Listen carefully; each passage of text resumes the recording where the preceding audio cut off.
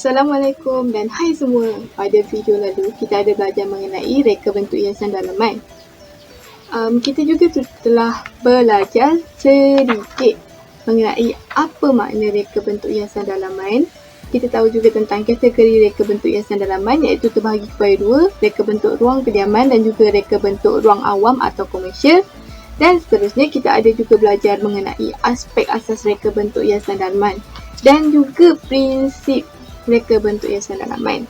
Jadi, hari ini cikgu akan tunjukkan video untuk beberapa aktiviti yang berkaitan dengan reka bentuk hiasan dalaman. Aktiviti yang kita akan buat pada hari ini adalah membina model rumah. Dan kita akan susunkan model rumah itu untuk menampakkan bagaimana ruang di dalam sesuatu ruang bilik itu. Maka hari ini cikgu akan fokus kepada ruang bilik. Jadi, sebelum kita memulakan membina model, tahu tak kenapa kita kena bina model? Okey, so tujuan untuk kita bina model ini adalah untuk kita pamerkan dan juga untuk kita terangkan reka bentuk hiasan dalaman ini dalam bentuk 3 dimensi, iaitu 3D. Dengan saiz yang lebih kecil. Jadi, akan ada 4 langkah yang akan ada 4 langkah asas yang kita akan ikut dalam penghasilan reka bentuk model ini. Yang pertama sekali adalah dengan menyediakan pelan lantai. Okey, apa pula pelan lantai ni? Makanya bagi memudahkan proses reka letak susunan perabot ni, kita haruslah buat lukisan pelan dulu. Okey, bila ada pelan lantai, makanya kita tahu di mana tempat kita nak letakkan dia. Jadinya di sini cikgu ada menyediakan 3 jenis pelan lantai. Yang pertama adalah jenis yang melintang. Yang kedua adalah dalam keadaan di mana dia memanjang, menegak. Dan yang terakhir adalah dalam bentuk di mana bilik itu keadaan segi empat sama. Okey. Baiklah. Yang pertama sekali adalah pelan lantai yang melintang. Ini adalah pelan lantai yang melintang. Jika anda dapat lihat, yang ini adalah katil. Ini adalah katil dan ini adalah meja tepi katil ya. Meja katil yang dalam bulatan yang kecil ni, dekat atas meja katil ni adalah lampu. Dan ini adalah meja katil juga di mana dia berbentuk bulat berhadapan dengan meja katil. Kebiasaannya akan digunakan untuk bila bawa makan ke dalam ke ataupun meletakkan barang-barang di hujung kaki. Seterusnya kita ada kabinet. Ini adalah kabinet dan kita ada meja belajar dan juga kerusi dan seterusnya adalah pintu. Okey. Ini adalah bagi pelan melintang. Seterusnya cikgu akan tunjukkan untuk pelan yang menegak atau memanjang.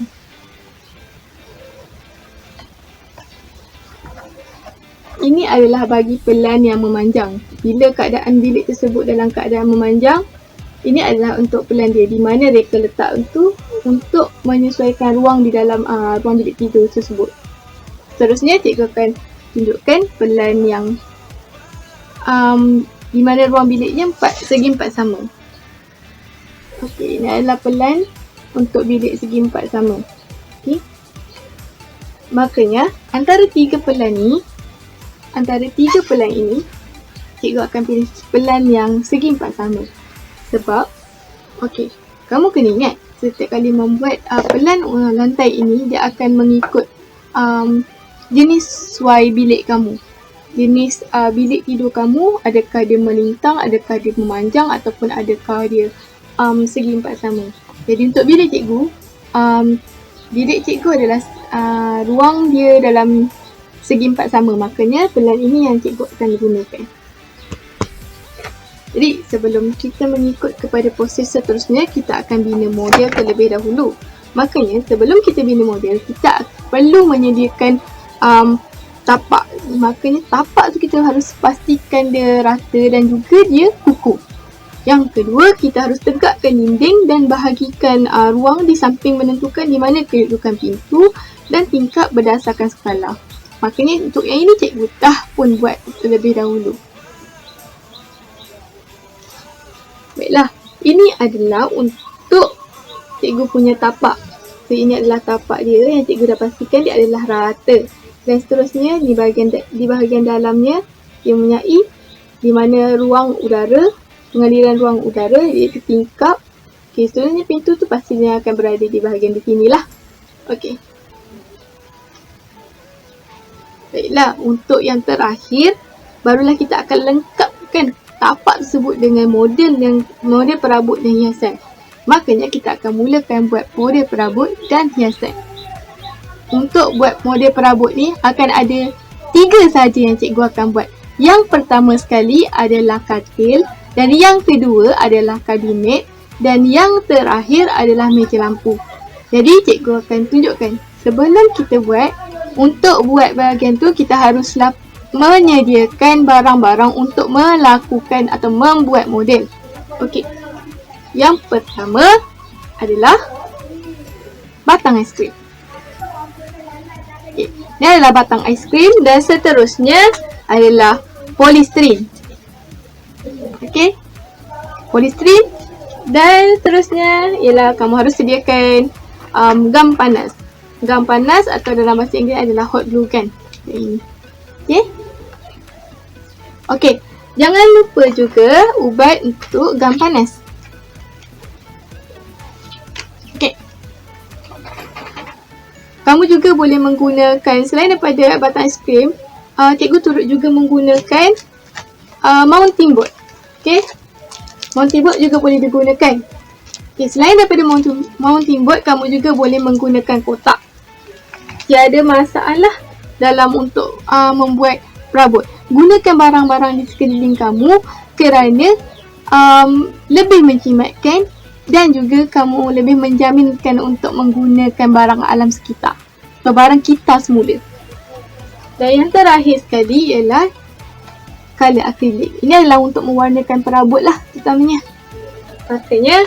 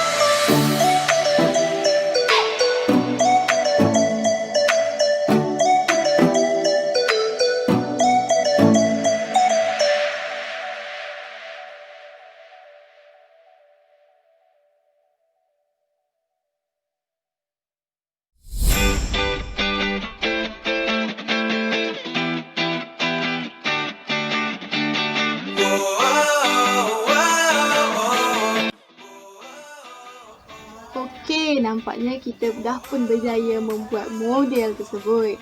Makanya cikgu harap yang berada di rumah boleh melakukan model tersebut dengan baik.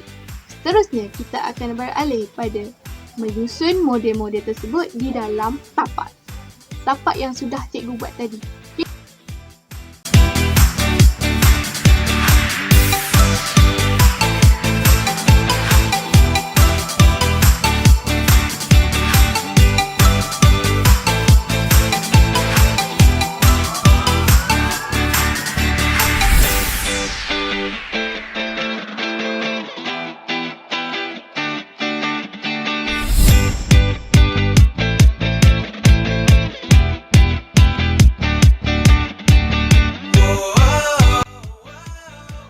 Baiklah, nampaknya kita sudah selesai menyusun perabot kita. Akhir rupa dia, ini dia. Okey, ini adalah perabot yang telah kita susun di dalam tapak tersebut. Lihat, kita dapat melihatkan ruang dan ia nampak lebih luas dan juga cerah kerana kita menggunakan warna yang betul. Okey. Makanya dengan ini berakhir sudah video untuk cikgu kali ini. Cikgu harapkan agar yang berada di rumah